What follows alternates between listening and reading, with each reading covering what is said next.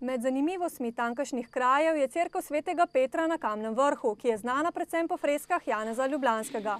Poleg nje stoji kamen, po katerem naj bi vas dobila ime. Prav štrli tle na vrhu hriba kot en spomenik, en varstvo, da bi pač merkal ta vasica, te ljudi tle. Za pohodnike je privlačen najvišji hrib v okolici, to je 731 metrov visok Korinski hrib.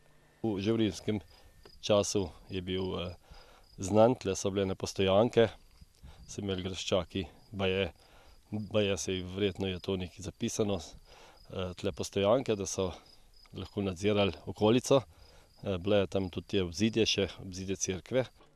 Sicer pa v 7 vaseh krajevne skupnosti Ambrus živi okrog 850 prebivalcev, deluje več društev, manjka le turistično društvo.